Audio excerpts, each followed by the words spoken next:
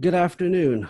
My name is TJ Percell, and welcome to the very first, the inaugural, the Perfectly Me podcast, brought to you by the Percell Project, a brand that's about me, for me, by me, the people I love, and the people who want to walk on this journey called life, with me. The Perfectly Me podcast. Why perfectly me? Because, well, I'm designed to be perfectly me. um, I'm perfectly imperfect. I have issues. I have, malfunctions, but I also have gifts. I have talents, and all that wrapped into a ball gives you perfectly me. This podcast will talk about things that I want to talk about: sports, uh, law school stuff, just basically about my life. Usually, I'll have a co-host with me. My co-host usually would be my beautiful wife, but she is at Disney right now, so she's enjoying that. And I'm here in rainy 50-degree Tallahassee. I'll also have my dog as a partial co-host. Right now, he's chewing on his toy, but I'm sure you'll hear him barking here pretty soon. I'll also have friends, people with similar interests, maybe people with not similar interests. Being a Perfectly Me podcast, you have to welcome all viewpoints. That's what makes this world perfectly us. And so these aren't going to be experts in the field. These are going to be people with opinions and hot takes. And, I think it would be kind of entertaining to have other people join me on this road. I may be on this road for a week. I may do this for a month. Hopefully you guys enjoy it, and I'll keep, you know, pumping out content when I can. Um, so thank you right now for listening. Today is going to be mainly about sports. I just wanted to get a quick pod up before tomorrow. Tomorrow is should be a national holiday in the United States. It is the Super Bowl. We have one of my homies, Patrick Mahomes, and the Kansas City Chiefs going against Tom Brady and the Tampa Bay Bucks in Tampa Bay. Um, I really don't think there's going to be a lot of home field advantage because there's minimal fans, and especially with the Super Bowl, it's not like you have a home crowd because they charge $4,000 for a ticket. So your average hometown fan isn't dropping four stacks to go watch a Super Bowl. Um, they're going to have a lot of space. There's going to be a lot of corporate tickets sold. There's people that want to go to the Super Bowl. And so there's people that made a lot of trips. As my wife was driving down yesterday, she saw a bunch of Kansas City cars on I-75 going down there. So it would be a good time. I'm staying away from there. Sidebar, if you're going to Super Bowl parties, be smart. We're still in this thing called a pandemic, so just be safe, be smart. One thing I wanted to talk about the Super Bowl that, you know, I'm going to probably hurt some people because there's all this, affinity for Tom Brady. Don't get me wrong, Tom Brady is great, great quarterback, but, this postseason, did he really play that great? Bucks fans, first of all, I'm not a Bucks fan, not necessarily, but I've lived in the area. I've followed along, and Bucks fans, if you don't know who Raheem Morris is, if you don't know Josh Freeman, um, hop off the bandwagon because you don't get to claim that just because Tom Brady came. Now you're a Bucks fan for life. But about Tom Brady, let's cut to the chase. The NFC Championship game, 20 for 36, 56% completion percentage, 280 yards, 3 touchdowns, 3 interceptions. Now, if I told you a Buccaneers quarterback put up that stat line in a playoff game, 90% of you would say, oh, that's Jameis, 3 interceptions. Most of y'all didn't like Jameis because he threw interceptions. But Tom Brady, and if you watch that game, some of those interceptions, man, wow. It looked like the local flag football league on some of those. And so, I understand Jameis threw 30 interceptions. I get that. But Tom Brady didn't play that great. Tom Brady hasn't really played that great this entire postseason. He's only completing 55% of passes. And, it's mainly they're here on the back of the Bucs defense. The Bucs defense has grown men out there making plays. And so that's going to be, the big story. Can the Bucs defense contain Patrick Mahomes and the new version fast break up tempo offense of the Chiefs? Because nobody's done it yet. And, they met earlier this year. Tyreek Hill had about 200 yards in the first quarter. So, it's going to be tough. I won't give a prediction yet, but I'm leaning more towards Kansas City, I would say. Other NFL topics, like I said, just wanted to kind of touch on this, get something up before the weekend's over. Big emphasis on trades. We just had last weekend Matthew Stafford, the quarterback for Detroit Lions, gets traded to the Rams in order to get Matthew Stafford, aging, hurt quarterback who didn't really do much for the Lions.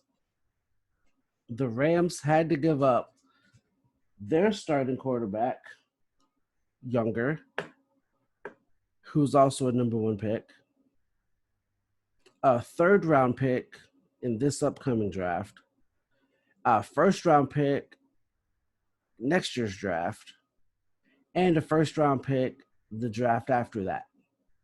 That's a lot to get a guy who's slightly above average. But hey, that seems to be the going rate for a quarterback in a quarterback-driven league. So, hey, LA Rams, props to you. Why waste money on draft picks if you can just get a player that you want and not have to hope and develop? So we'll see how that works. But if you want Deshaun Watson, that's the bare minimum. They set the floor with that trade. For those who want Deshaun Watson, you're going to have to put up some coin, 3-4 draft picks maybe. I don't know. But wow, it's going to be fun to watch. Not going to lie. I was going to have a friend of mine on here. We couldn't link our schedules up. I just have here on the rundown, we're going to talk about the Titans. He's a big Titans fan. Just wanted to hear his thoughts on what they have to do to be a contender. Because the way Derrick Henry runs the football, he's not going to last. He was overworked at Alabama. He won the Heisman mainly because he would get 47 carries a game. That's translated to the NFL, where he gets 47 carries. Well, he should get 47 carries a game. But, they need I don't know, they need help. I was just going to really be interested in what my friend had to say about his Titans. With the Titans, a close family team of mine is Pittsburgh Steelers. Is Big Ben done? Should he go? My take, yeah. Hey, man. I watched some of the games, And I'm not the most athletic person. I'm not the most in shape person. But Big Ben looked worse than me taking hits. And hey, man, he's been in the league a long time. He's been good. Now's the time to go. Bow out gracefully. I don't blame him if he wants to come back. I mean, that's a heck of a check to say no to. But I think they gotta. I think they gotta cut ways. Last thing in the NFL I want to touch on, just very briefly. There's a few black coaches that's happening that's getting hired. The one Eric Bieniemy, the offensive coordinator for the Chiefs, he was the one, and every job filled up before he's able to take a job because their season's still playing. But they have, there's disparities and there's differences. The Texans, who are a mess right now, hired, I think his name's David Culley, 65 years old. He was the Ravens passing game coordinator. The Ravens finished, I think, dead last in passing. And wide receivers coach, I think the receivers finished dead last in those categories. And he's 65 years old. And he out here and got a job, but he got picked in the probably one of the worst coaching situations you could have right now. Starting quarterback doesn't want to be there. The ownership hasn't been great. They've just let good people walk out, walk out, and walk out. So he's being set up for failure there. As mentioned, the guy did not get hired for a job, but some of these people who are getting jobs, we got a tight end coach gets a 6-year deal. Nick Sirianni, who he's out here getting jobs. Joe Brady is getting interviews now. Joe Brady last year was often a offensive coordinator for LSU. This year, offensive coordinator at Carolina, and he's lined up for multiple interviews of jobs, and he's like 30. So I just brought up all this point to say, there are differences. The Rooney Rule isn't really working, but these people say all the right things, but in practice, it's not happening. So I'll do that. College football. I want to kind of touch on that before we take a break for an advertisement. Alabama, man, can y'all just stop being good? Like, it's not even. Good lord, like y'all just have guys. Y'all are like the creative player. Y'all like the creative team on college football after like year 3, and everybody's a 5-star, and you just keep signing them up. I really wanted my friend to come on here again. I wanted to ask him about Tennessee. I told him I wouldn't clown him, but I mean, I'm a Florida State guy. We have our own issues. But McDonald's money, man, McDonald's bags of cash. Like, are we really supposed to believe that Jeremy Pruitt had the eating plan for their program, McDonald's, and y'all really trying to hide the cash in McDonald's bags? You at least got to upgrade it like Chick-fil-A, Wendy's, um, something. But McDonald's, come on, man. That just kind of lets you know where they went. They hired UCF coach Josh Heupel, so that's good hire for them. Jeremy Pruitt, he'll probably end up going back to Alabama, because where do you go when you get fired? You go be an analyst for Alabama for a year or two, and then you get back on your feet. I'm all for second chances. I believe in second chances. Steve Sarkisian, head coach at USC. famous battle with alcoholism, like showed up to a function drunk and ended up getting fired. He is now an analyst for Alabama. Then he parlays that into, I think, the Falcons offensive coordinator job, comes back for the Alabama offensive coordinator job. Now he's the head coach at Texas. So, hey, Nick Saban, if you need any tutors, if you need somebody to sweep some floors, if you need somebody to organize game tape, call me. I will be there. Real quick, Florida State, really happy. We got a lot of transfers here. We got some good recruits that kind of signed up at the last moment. Our next year class is looking really good. So needless to say, I'm very excited about the Florida State prospects. I'll probably will do a Florida State specific podcast when spring football starts in like a month. So be on the lookout for that. Before we go to the last other topics I want to talk about today, I want to run a quick ad for I'm not an expert, I'm just good at what I do. Proven classroom strategies to assist in teaching, partnering, and other leadership roles. Great book.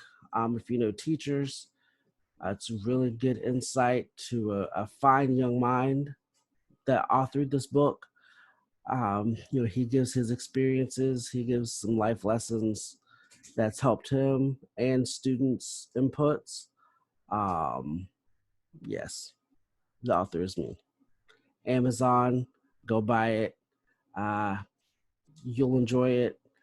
Pick up a copy, pick up 10 copies, tell a friend to tell a friend. All right. As many of you know, I'm still a closet wrestling fan. I don't know why. I still am. It's the narcotic I can't get off of. But last weekend, we had the Royal Rumble. Great event on the road to WrestleMania. This is usually the great time for wrestling because they actually care about putting together storylines. But I have a problem. Edge, retired, Hall of Fame, Edge wins the Royal Rumble. Okay. See, the problem, I like Edge, been a fan of Edge. My wife and I went to WrestleMania 24, the WrestleMania where Ric Flair retired. Great match. Main event of that WrestleMania was Edge versus The Undertaker. Really, really like his work. I like his, promos. He sells well. But the problem with the era now is everything gets deferred to stars of the past. Also, with this event, Drew McIntyre, the Universal Champion, or the World, they have so many, I don't know, the champion of Raw, fought Goldberg. Yes, that Goldberg. Not James Goldberg, not Billy Two Shoes Goldberg, the Goldberg, WCW 1998 Street, that Goldberg. He just walks in, says he wants a shot, and they made a match. So the problem is there's not enough time spent building up new stars. The roster is as talented as ever. So many great wrestlers, so many great promo people, so many great wrestlers, but they're not really given a chance because once WrestleMania comes, you have Goldberg who's going to get in on something. You have Edge. that will now challenge for a championship at WrestleMania. The last couple of years, it's been Brock Lesnar. He shows up when it's time to get paid.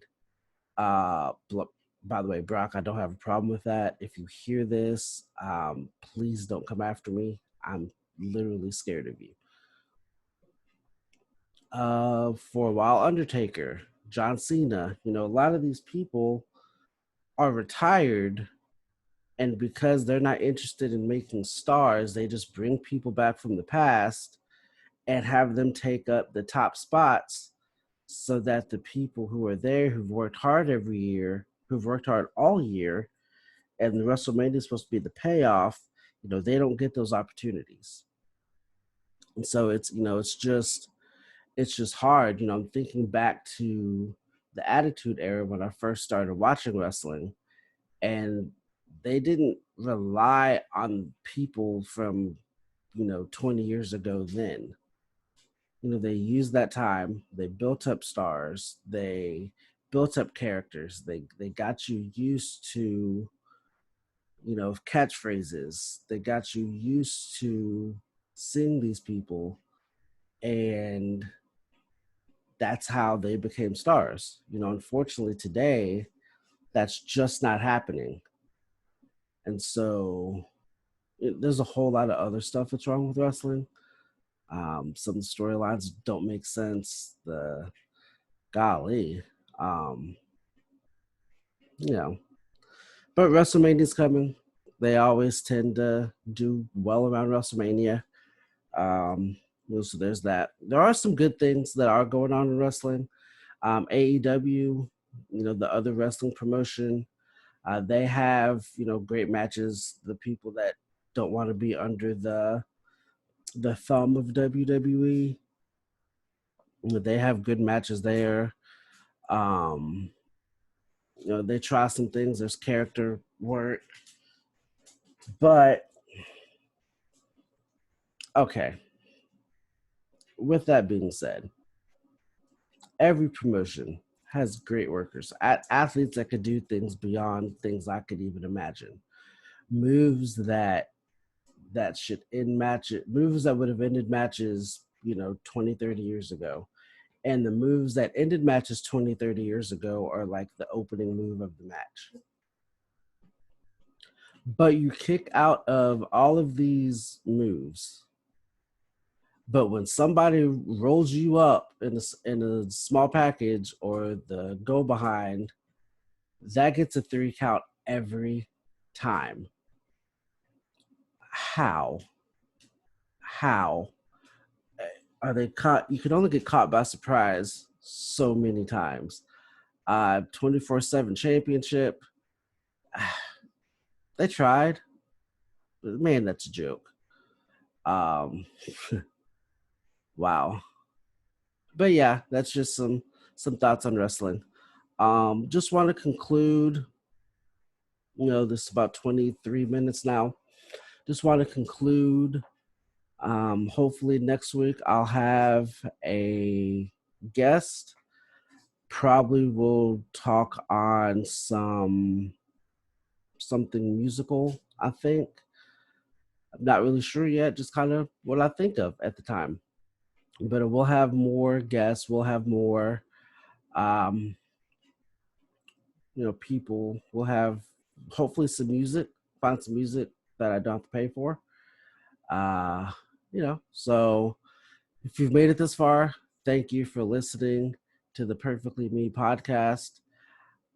Not sure where you'll be able to find it, but I do know the PercellProject.com. That's a website, that's my blog. You can find me on Facebook.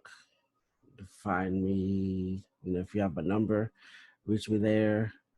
You can email me at percellproject@gmail.com. Just leave me, any love to hear from me. Any thoughts, comments, concerns, ideas, changes. I like to give people what they want. And as part of being the people's champ, the people's podcast, the people's people, help me do that for you. So thank you. We're about right at 25 minutes where I want to be. Thank you for listening. Love you guys, and we'll tune in next week.